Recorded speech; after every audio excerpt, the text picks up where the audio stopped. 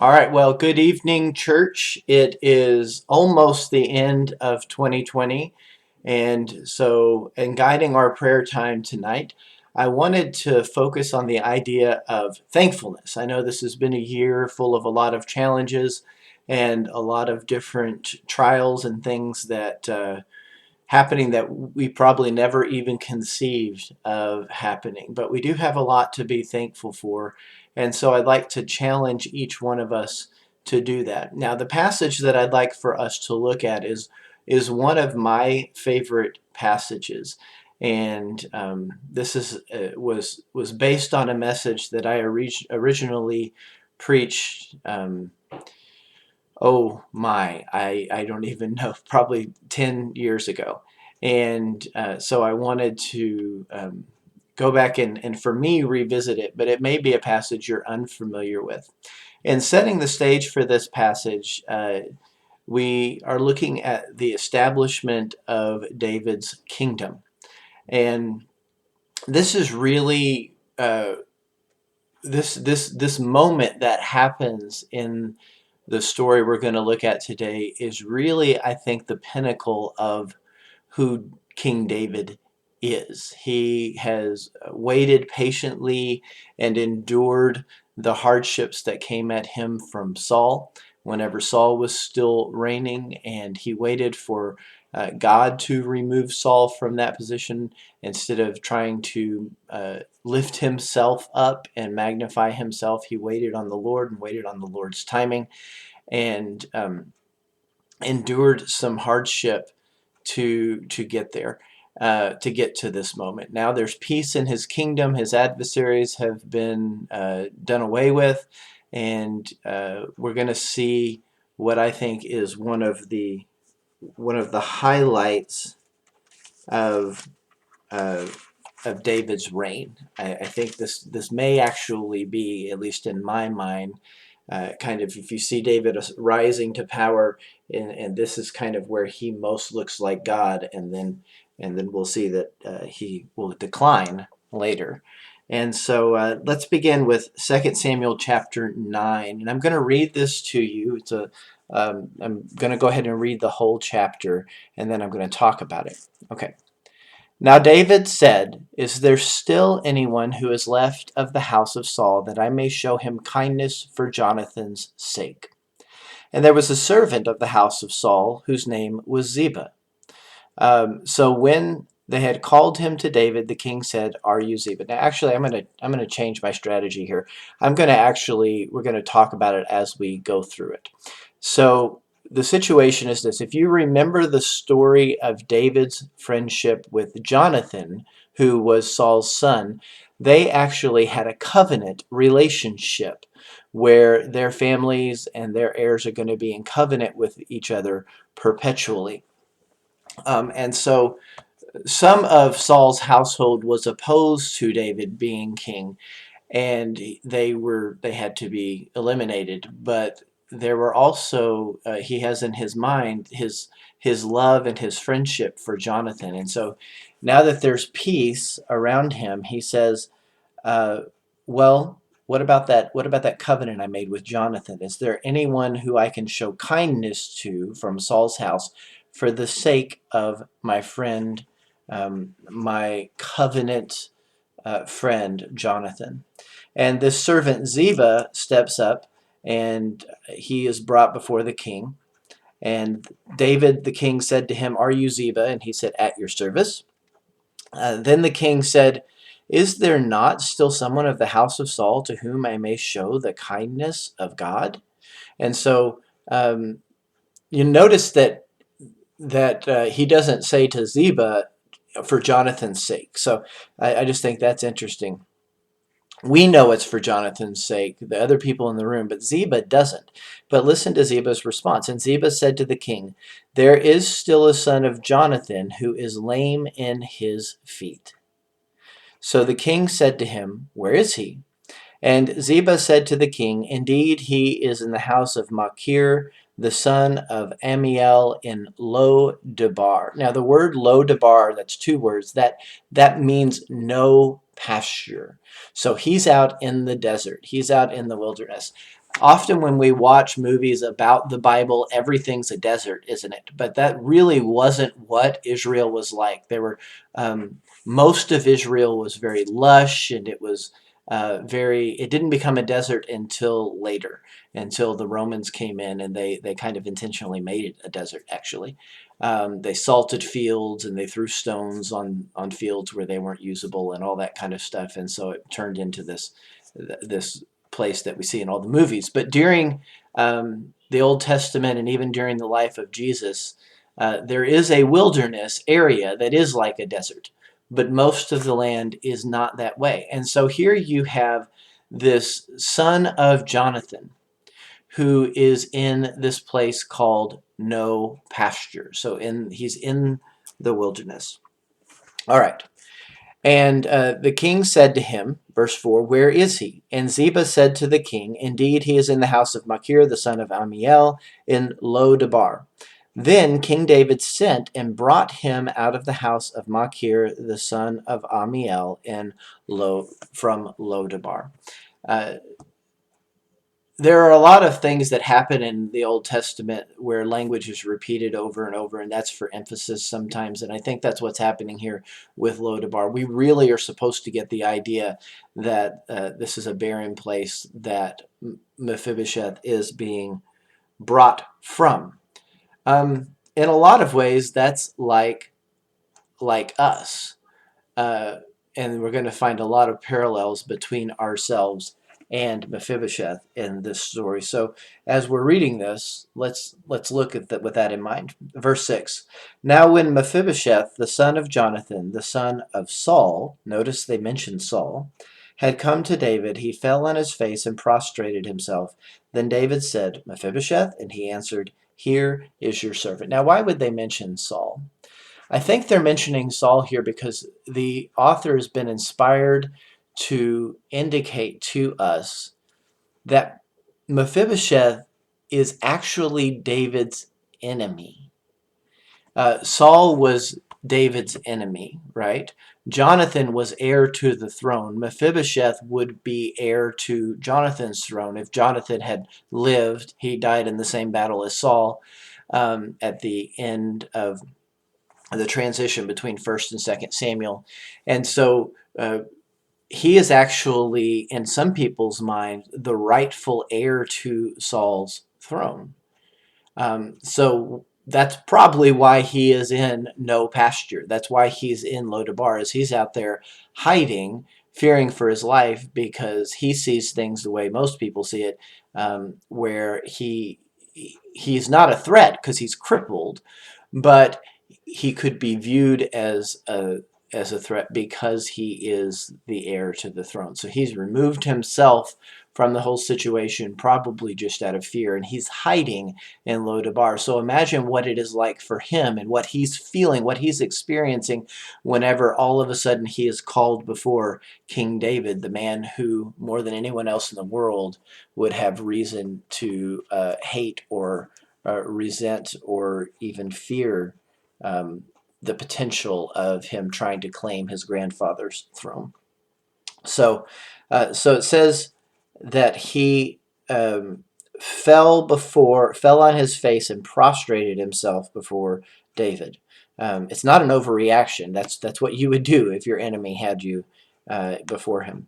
So David said to him, "Do not fear. Do not fear." Those are great words in the Bible. You remember when Jesus appeared to his disciples after his resurrection, he appeared to them and he said, "Do not fear." Do you remember in this recent Christmas season, the angel appeared to Mary and said, "Do not fear." You may think of Joshua about to enter the promised land and the conquest was about to begin. And the Lord said to him, "Do not fear. Do not be afraid." Okay, and so David's response to him is, "Do not fear." He sees that he's afraid. He understands why he's afraid.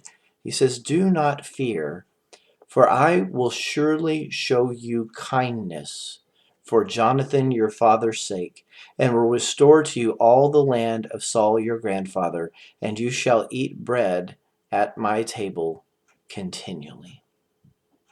You shall eat bread at my table continually. So not only is David not going to attack Mephibosheth. He's not going to put him in prison. He's not going to have him executed as a threat to his power.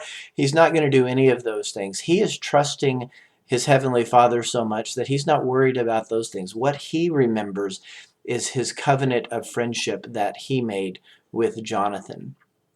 And so he is going to restore to Mephibosheth, who's been out in the wilderness, all of Saul's land, which is in the heart of Benjamin, and it's good land, and it's prosperous. And he says, and not only that, not only am I going to restore you, but I am going to bring you personally into my house.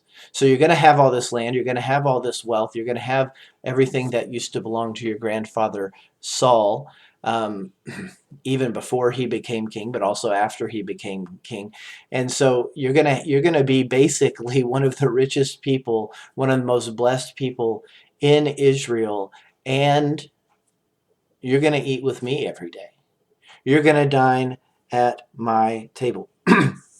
Then Mephibosheth bowed himself and said, "What is your servant that you should look upon such a dead dog as I?" He has nothing to offer. Mephibosheth has nothing to offer King David. But King David, because of the covenant he had with Jonathan, is essentially adopting Mephibosheth. So now, so this is enacted, and he's going to he gives him Ziba, who we saw earlier, to maintain and take care of all of this property for Mephibosheth. But Mephibosheth, he says in verse 10, your master's son, he's talking to Ziba, shall eat bread at my table always. As for Mephibosheth, verse 11, said the king, he shall eat at my table like one of the king's sons. Now, this is where I get this idea of being adopted.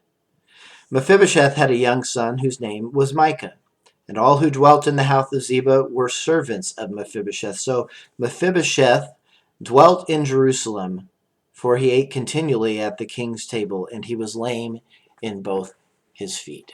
So Mephibosheth has all this land in Benjamin, but he is actually going to live with the king in Jerusalem. Now, how did this come about, and what does it mean for us? Well, it's really simple, and this is the main thing that we have to be thankful for as we look back at 2020. God chose you for no other reason than because of his covenant with Jesus.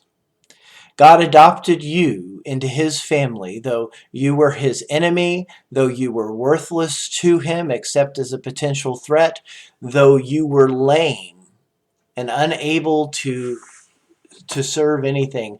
He chose you simply because he wanted to.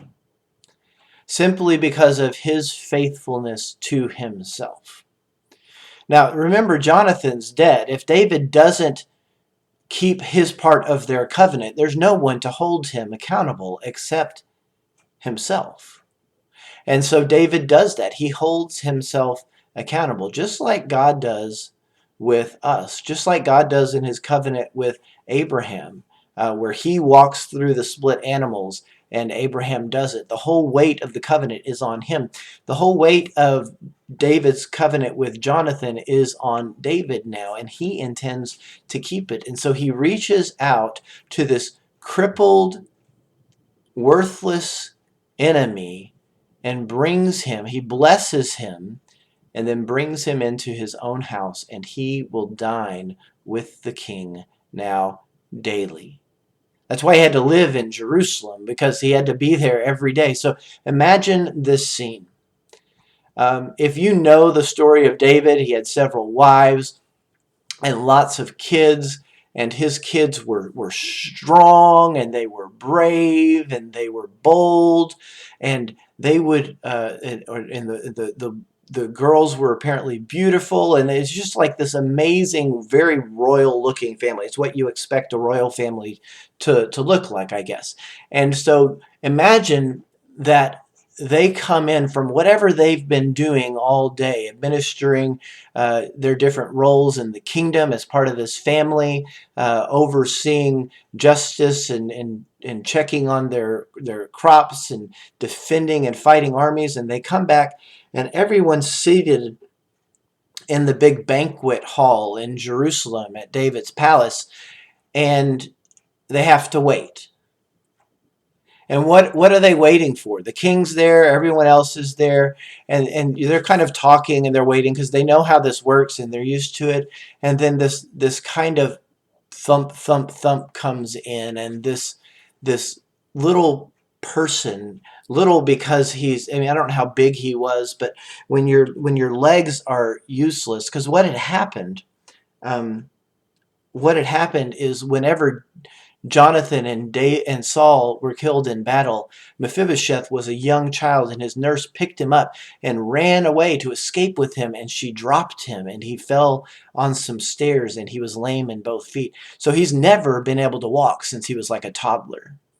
And so his legs have atrophied. He's on these crutches or being carried in, and everyone there has to wait for this crippled person to come and take a seat at the table before they can eat. The kingdom of God is like that. It waits upon you to limp up to the table, having nothing to offer, and only there by the good graces of God.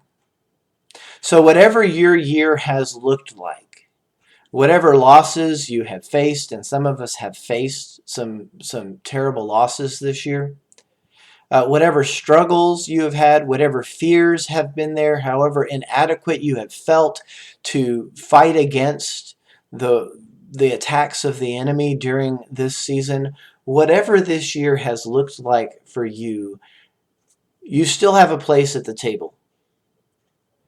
And the fact that you have a place at the Lord's table, at the King's table, is reason enough to give thanks and to be thankful. And so that's what I want to encourage you to do. We're going to spend some time now, and I want to encourage you to pray. And I want you to think about everything you can from this past year that you can be thankful for, because you have a place at the King's table. And that place is granted to you because of his covenant faithfulness to himself. You have been chosen. You have been chosen like Mephibosheth, simply because that is what the king decided to do. God bless you. Enter into that time of prayer now, and have a wonderful rest of your week.